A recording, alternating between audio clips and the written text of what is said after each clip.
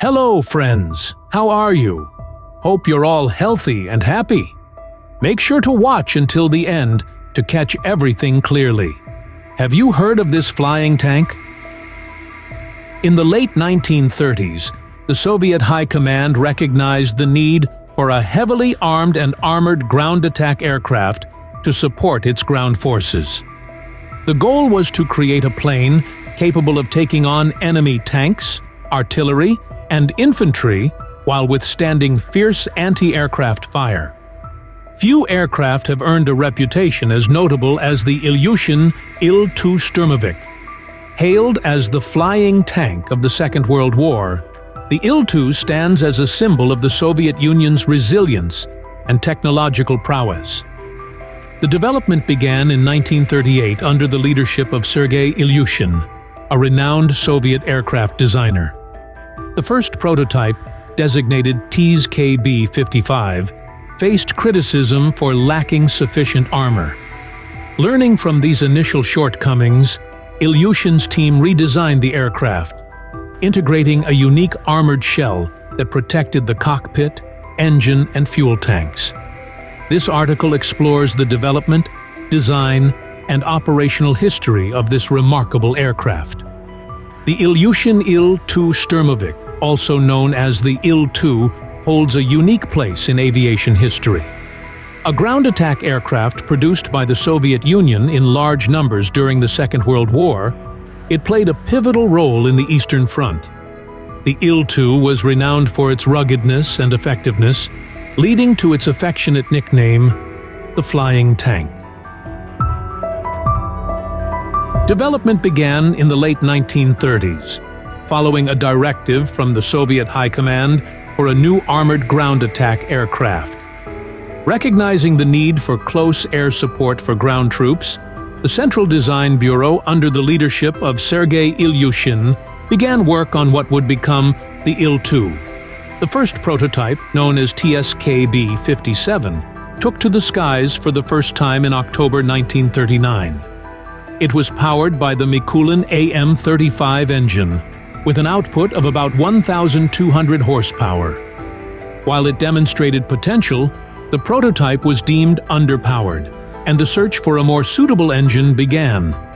Ilyushin's team zeroed in on the Mikulin AM-38 engine, a variant of the AM-35 optimized for low-level operation, typical of ground attack missions. The AM-38 provided approximately 1,600 horsepower, a considerable improvement over the AM-35. With the new engine, the reworked prototype, now designated the IL-2, made its maiden flight in March 1941. The aircraft demonstrated excellent performance, leading to it being ordered into production. As the IL-2 began to see operational use, feedback from the front lines sparked further development. The original single-seater design was found to be vulnerable to enemy fighters, leading to the introduction of a two-seater variant with a rear gunner position in 1942. The definitive version of the IL-2, the IL-2M, came into service in late 1942. This version featured a redesigned wing of lighter wooden construction and the more powerful AM-38F engine, capable of delivering up to 1,720 horsepower.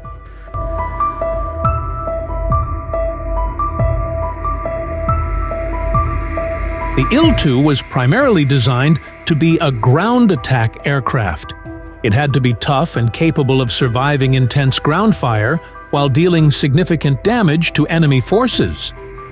This requirement led to the development of a design philosophy centered around ruggedness and functionality.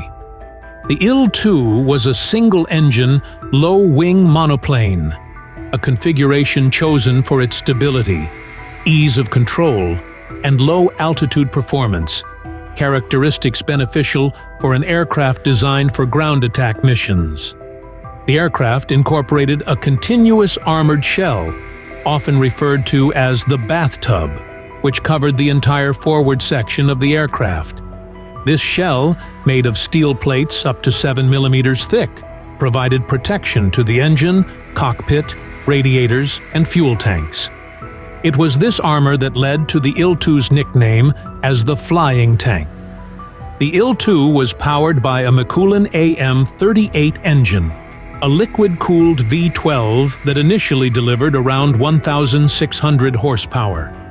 Later models, especially the IL-2M variant, were equipped with the upgraded AM-38F engine, capable of producing up to 1,720 horsepower for takeoff.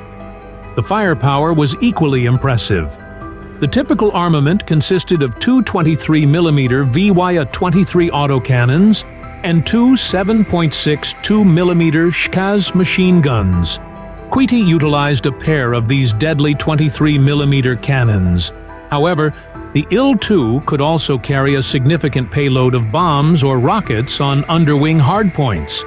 Later models, like the IL-2M and IL-2 Type 3, saw further enhancements to their armament.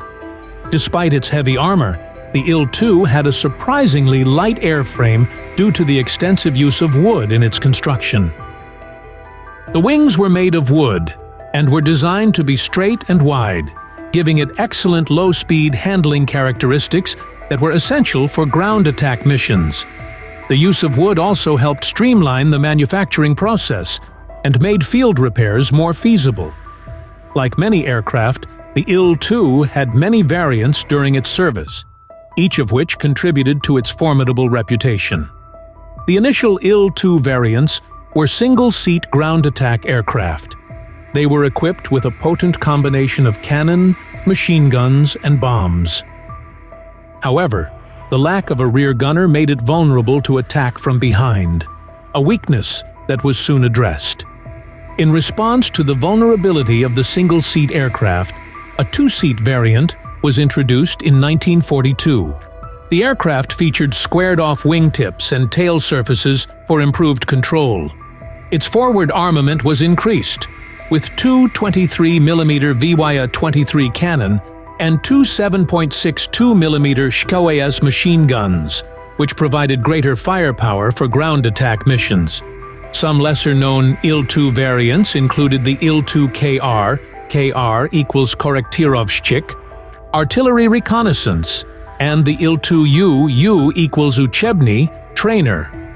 The IL-2KR was a reconnaissance variant with an additional camera, while the IL-2U was a trainer version with dual controls. The IL-2 entered service with the Soviet Air Force in 1941, right at the outbreak of the German-Soviet conflict that would later become known as the Eastern Front. A pair of IL-2's attack during the Battle of Kursk. Photo credit: RIA Novosti Archive, CC by SA 3.0. Its primary mission was to provide close air support for ground forces, but it also served well in anti-tank roles, artillery reconnaissance, and limited roles in air-to-air operations. The IL-2 was deployed in large numbers on the Eastern Front. Its ruggedness, endurance, and firepower made it a formidable tool in the hands of Soviet troops. The Sturmovik was tasked with attacking German armor, supply lines, and fortifications, thus supporting the Red Army's advance. The IL-2's armored shell, which encased the cockpit and critical parts of the engine and fuel system, ensured an unrivaled level of survivability in low-altitude operations. Despite heavy anti-aircraft fire, the IL-2 proved capable of withstanding significant damage and returning home. As the war progressed, the tactics used by IL-2 pilots evolved. Early in the war, Sturmoviks were used in free-hunting roadrunner flights, in which the pilot would search for a target. As the war progressed, the IL-2 was used more in regiment-wide concentrated attacks on specific targets, often in conjunction with artillery and infantry operations. A pair of IL-2s took off in 1945. Joseph Stalin once said that the IL-2 was as necessary to the Red Army as air and bread. The operational use of the IL-2 was a key factor in the Soviet Union's ultimate victory over Germany. The aircraft's design, durability, and effectiveness in the ground attack role were critical in some of the most crucial battles on the Eastern Front, making the IL IL-2 one of the most important aircraft of World War II.